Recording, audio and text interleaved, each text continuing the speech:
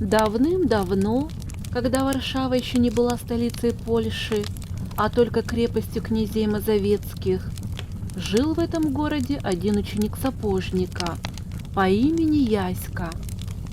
Паренек он был лихой, смелый и страшно любил всякие приключения. А поскольку кошелек у него был пустой, то частенько подумывал Яська, как бы его немного наполнить честным способом.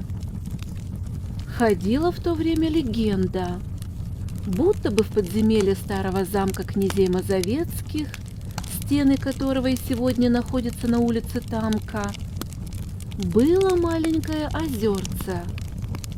По этому озерцу плавает золотая утка.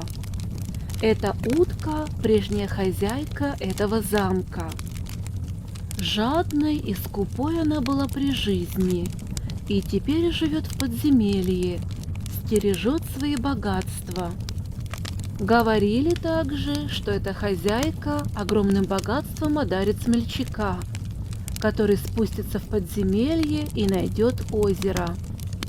Однажды решил Яська испытать свое счастье.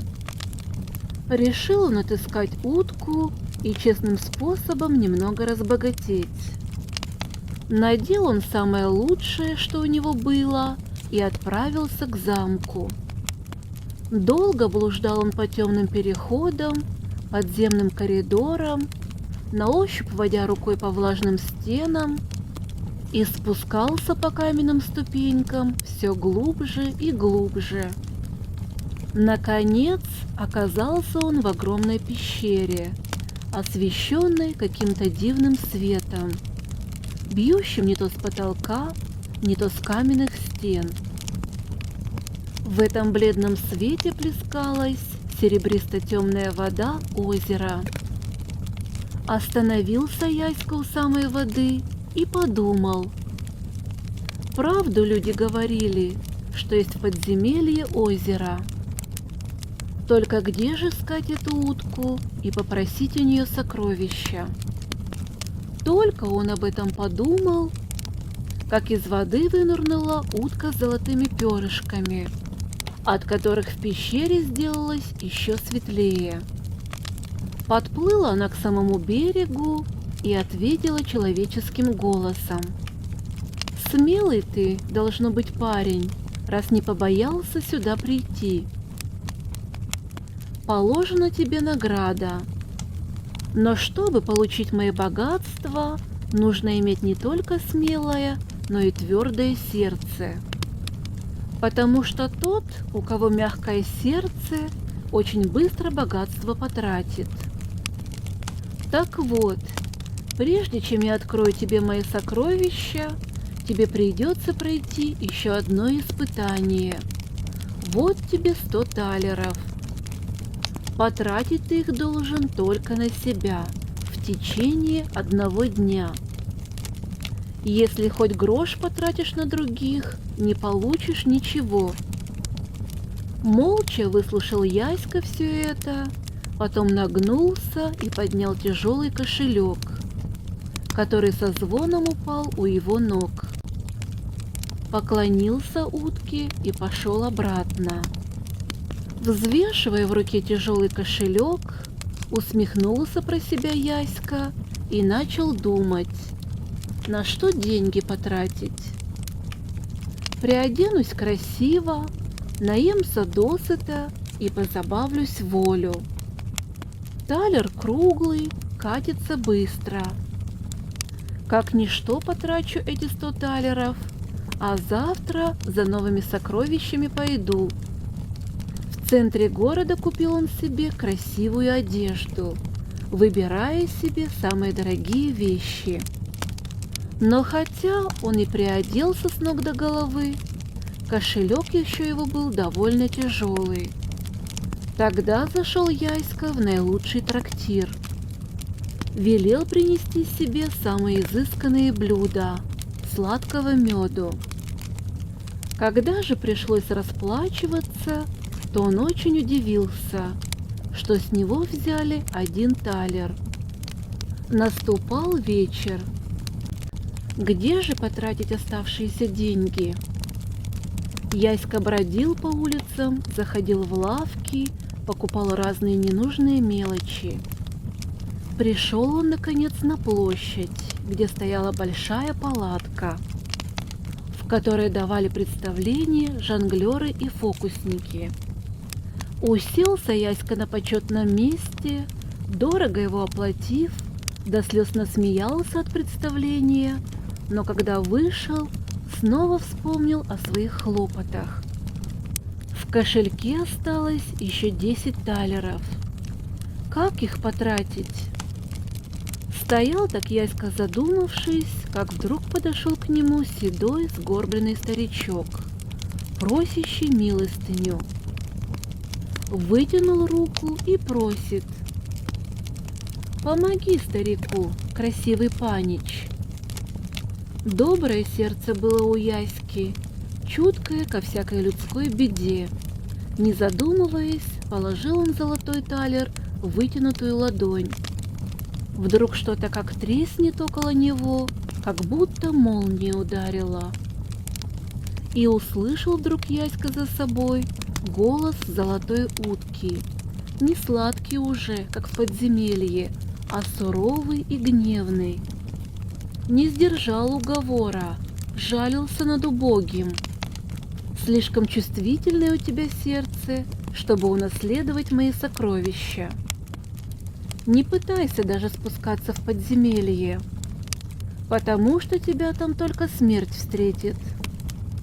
Оглянулся Яська, но никого не увидел. Исчез седой старичок. Наверное, незаметно ушел, пока Яська слушал голос утки. Пожал Яська плечами и усмехнулся про себя. Не нужно мне таких богатств, которых я не могу употребить для добра других. Весело посвистывая, пошел он домой. Красивую одежду, что купил на золотые талеры, спрятал в сундук. Наутро оделся во все старое. С тех пор жил Яська, как прежде. А поскольку он был паренек добрый, до работы охочий, то везло ему в жизни не меньше. Вскоре стал Яська подмастерьем и открыл свою мастерскую. Никогда не жалел он об утраченных сокровищах. «Дороже золота для меня людское уважение», — говорил Яська, привычно ударяя молотом по колодке. «И приятнее мне тот грош, что я заработаю собственным трудом, чем те подземные сокровища». Один пекарь замесил ночью тесто и, ожидая, пока оно взойдет, прилег вздремнуть, решив про себя, что не проспит. Но заснул крепко и проснулся только утром. Просыпается в ужасе, думает: тесто поди испорчено, и он потерпел громадный убыток. Боже мой, вся выпечка пропала, деньги пропали, и где я возьму муку на завтра? Побежал он в пекарню и остолбенел от изумления. Хлеб выпечен и разложен для продажи. Покупатели мигом расхватили все буханки. Хлеб-то оказался на редкость вкусным. На следующую ночь пекарь снова поставил тесто и лег спать. И опять хлеб оказался вкусно выпеченным. Пекарь стал делать так каждую ночь и разбогател. И вот однажды говорит он своей жене: «Давай, жена, спрячемся и поглядим в замочную скважину, кто за нас так прилежно работает». Заглянули они в полночь в замочную скважину и увидели, что в пекарню зашел какой-то маленький бедный немец в оборванном платье. Снял с себя сюртук, засучил рукава и стал работать.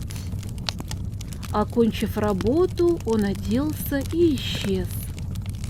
Мужу и жене стало жалко немца. На другой день они купили ему новый сюртук и положили его в пекарне. Но, увы, одежда как лежала, так и осталась лежать. А немца и след простыл.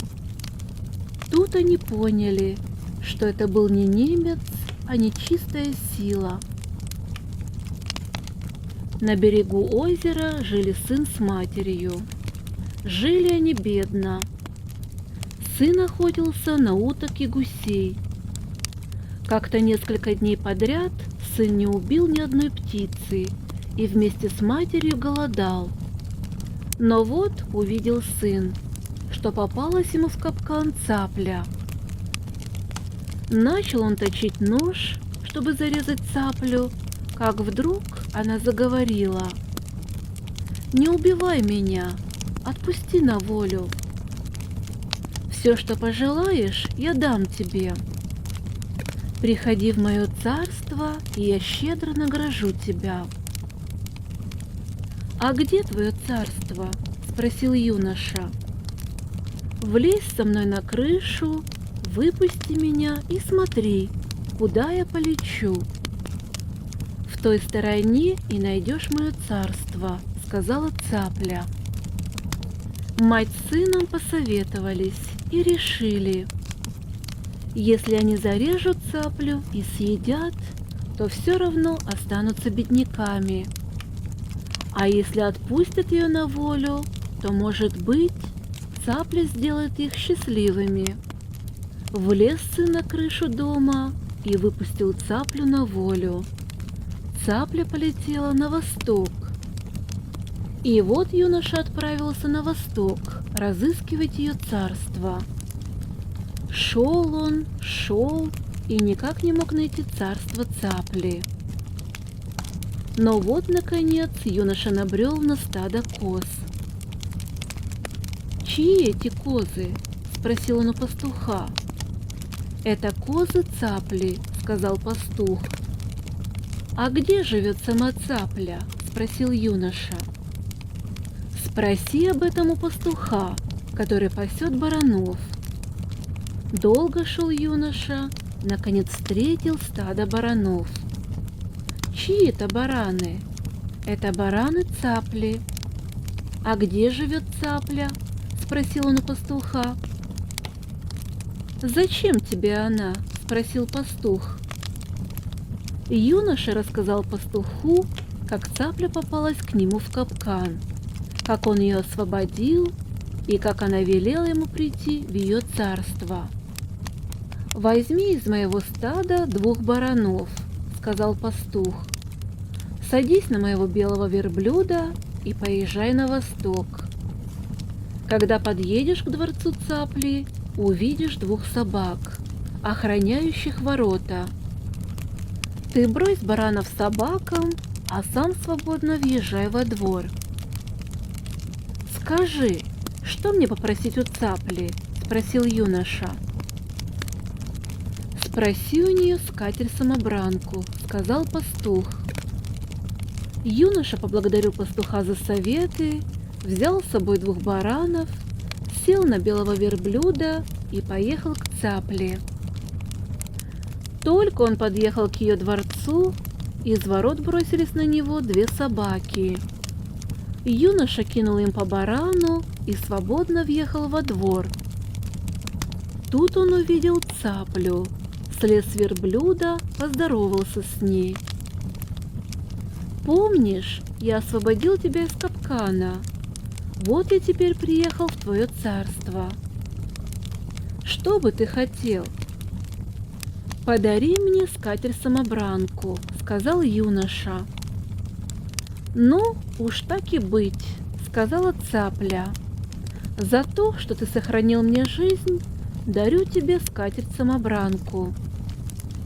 Юноша поблагодарил цаплю, взял скатерть-самобранку и поехал обратно по той же дороге. Доехал он до пастуха, который пас баранов, и показал ему подарок цапли. «Скатерть, развернись», — сказал пастух. И тут же скатерть-самобранка развернулась, и на ней появились разные кушанья. Юноша накормил пастуха, поехал дальше и благополучно вернулся к матери. С тех пор мать с сыном были всегда сыты и благодарили Цаплю.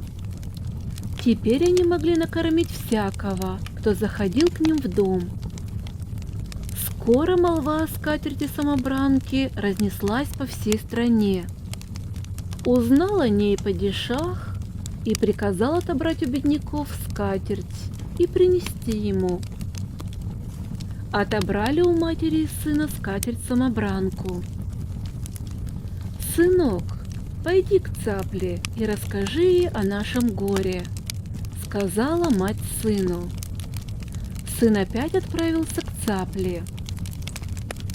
Скоро добрался он до пастуха, который пас баранов, и сказал ему о случившемся.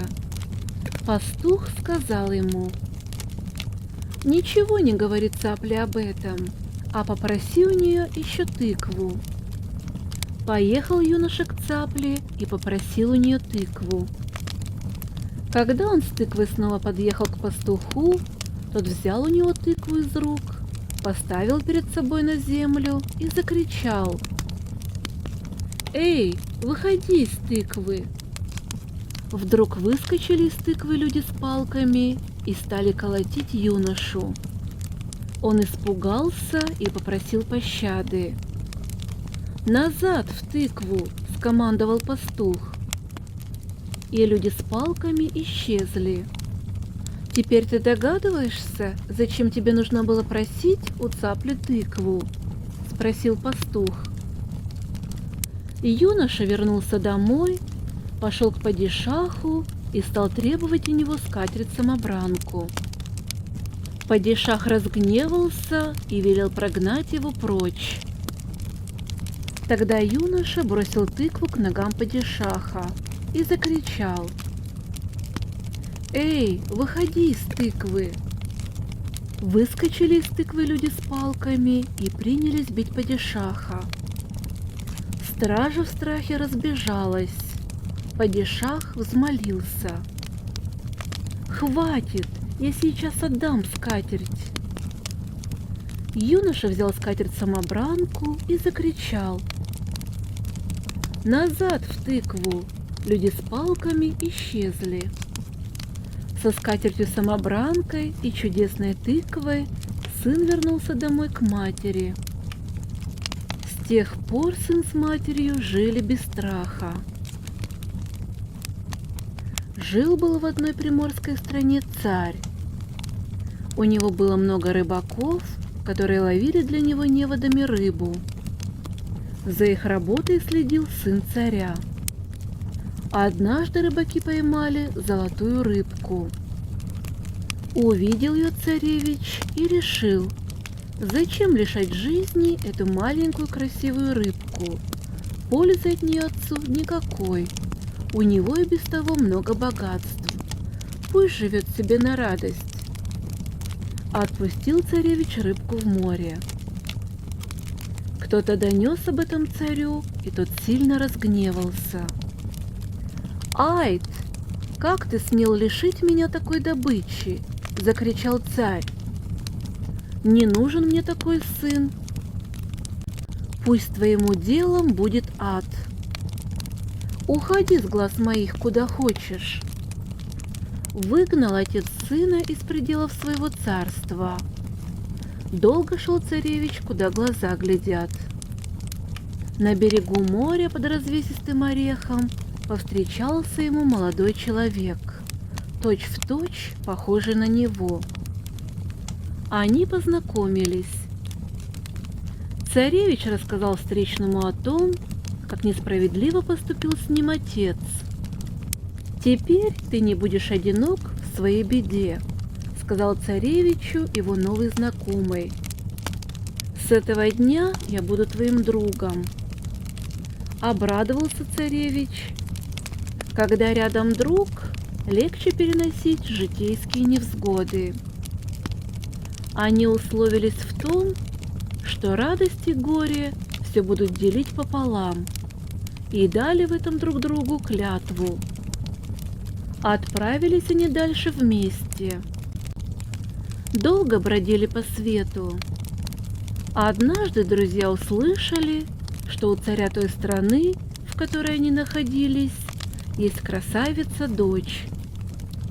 300 раз она выходила замуж, но все ее женихи, зайдя в спальню, в первую же ночь погибали, а утром их выносили оттуда мертвыми.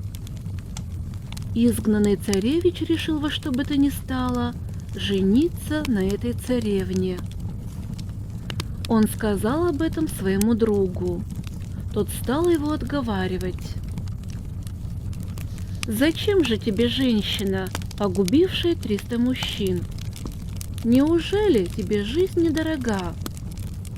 Но как не отговаривал царевича его друг, тот стоял на своем. Отправился юноша по поручению царевича во дворец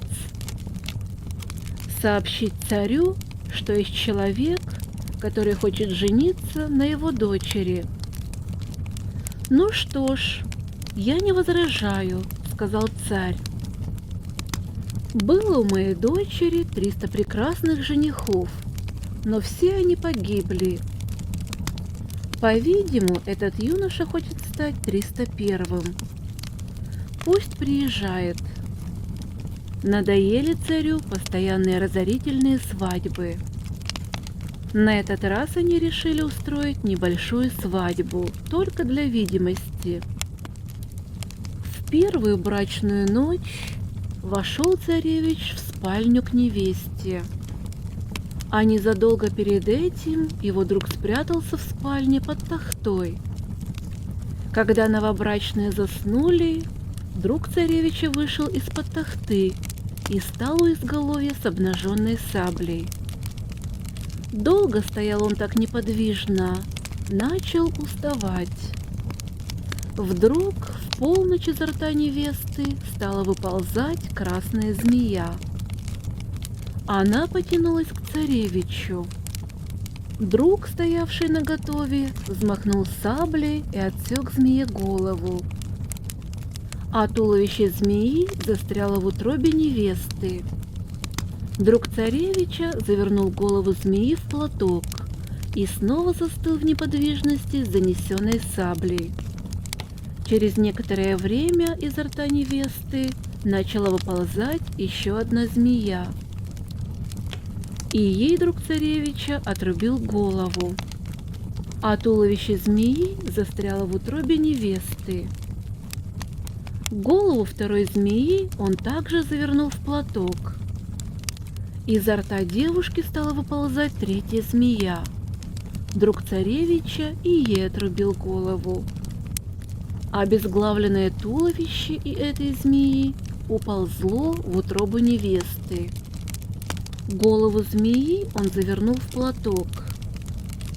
К концу ночи друг царевича хотел было выйти незамеченным из спальни. Но в это время царевич проснулся и увидел его с обнаженной саблей. «Я считал тебя своим верным другом, а ты пришел сюда, чтобы убить меня», — воскликнул царевич и вскочил. «Не собирался я тебя убивать, а зашел сюда совершенно случайно», — стал оправдываться друг. Но царевичу такое объяснение показалось неубедительным. Завязался спор. «Ладно, ты можешь делать со мной все, что хочешь, но только не здесь», — сказал друг царевича. «Уйдем отсюда, тогда поступай, как тебе будет угодно». Царевич согласился. Царь очень удивился и обрадовался, когда увидел утром зятя живым и здоровым.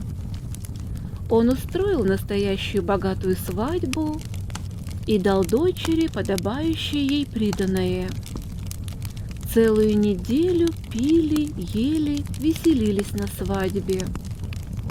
Потом царевич с молодой женой и другом отправились в обратный путь.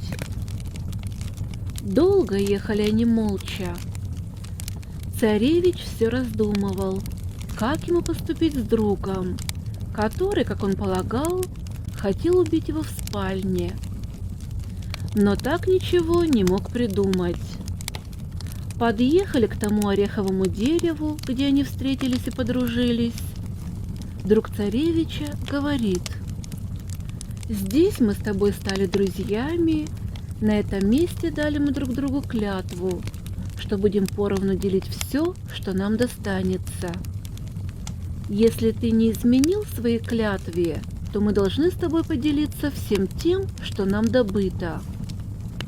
Царевич не стал возражать. Они честно поделили все богатства, но как поделить женщину? Женился на ней ведь один. «Все равно мы должны поделить жену», — сказал друг. «Иного выхода нет.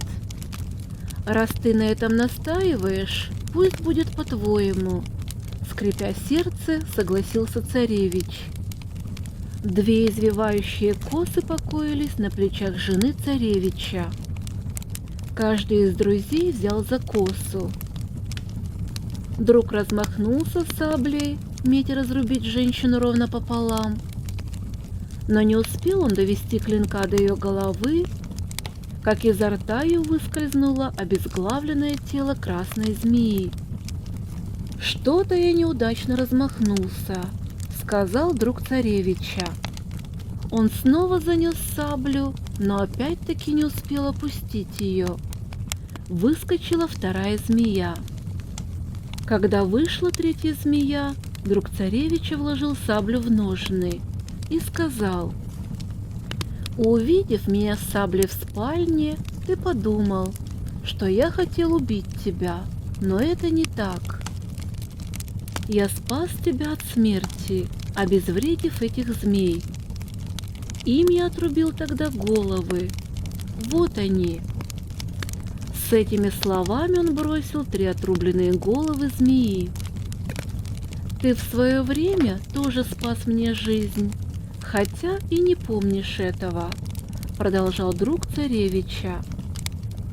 «Я — та маленькая золотая рыбка, которую ты вызволил из невода и выпустил в море. Возьми все богатство и жену. Теперь она безвредна и будет тебе верной подругой». Друг царевича вошел в море и, превратившись снова в золотую рыбку, уплыл вглубь. Освобожденная от ядовитых змей, царевна стала еще прекрасней. С женой и богатыми подарками вернулся царевич домой. Царь-отец, увидев сына здоровым и невредимым, да еще с красавицей женой и большим богатством, возликовал. Он давно уже раскаивался в своем поступке и устройством невиданной свадьбы постарался искупить свою вину перед сыном.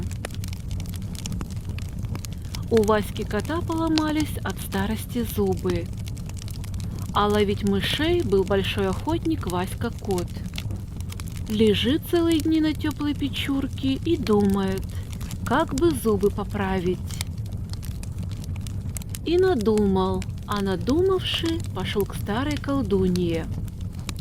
«Бабушка», — замурлыкал кот, — «приставь мне зубы, да острые, железные. Костяные-то я давно обломал». «Ладно», — говорит колдунья, — «за это отдашь мне то, что поймаешь в первый раз». Поклялся кот, взял железные зубы, побежал домой. Не терпится ему ночью, ходит по комнате, мышей вынюхивает.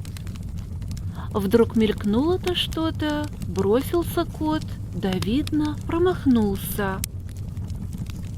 Пошел, опять метнулась. «Погоди же», — думает кот Васька, остановился, глаза скосил и поворачивается. Да вдруг как прыгнет, завертелся волчком и ухватил железными зубами свой хвост. Откуда ни возьмись, явилась старая колдунья. «Давай, — говорит, — хвост по уговору». Замурлыкал кот, замяукал, слезами облился. Делать нечего. Отдал хвост.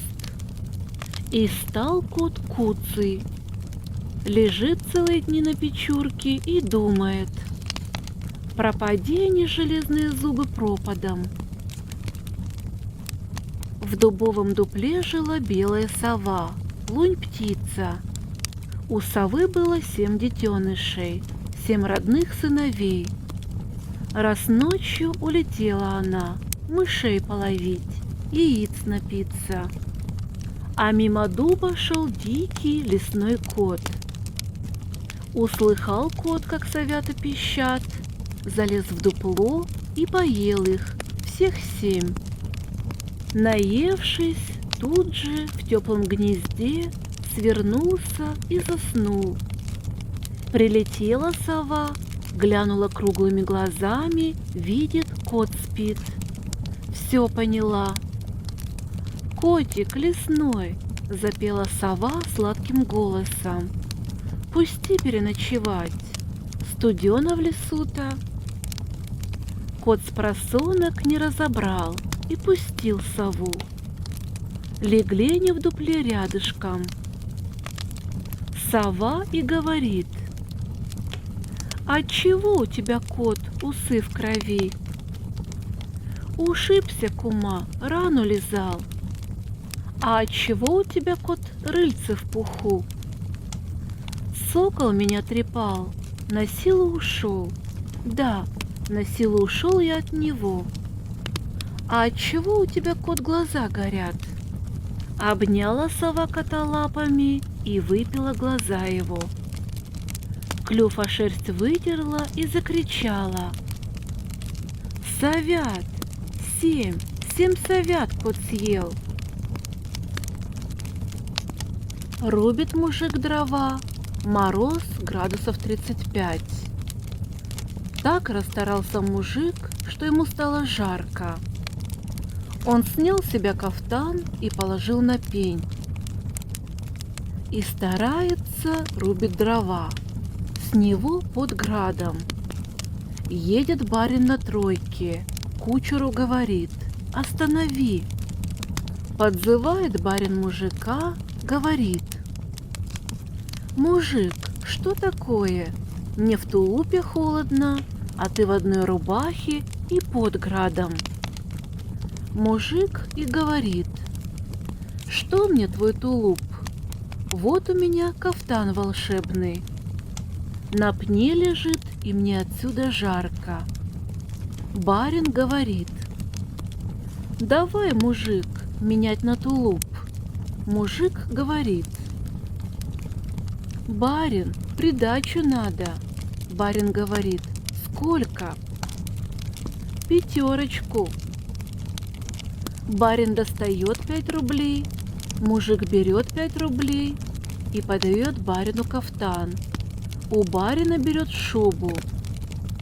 Барин надел кафтан и поехал, а мужик берет шубу и пошагал домой. Барин с верстой отъехал, его так забрал мороз, что все кости стягивать стало. Он закричал на кучера: «Гони скорее лошадей!» Кучер до тех пор гнал лошадей, приехали домой, все лошади пали. А барин попал в больницу и все время ругался на мужика. А мужик шубу понашивал, да барина похваливал.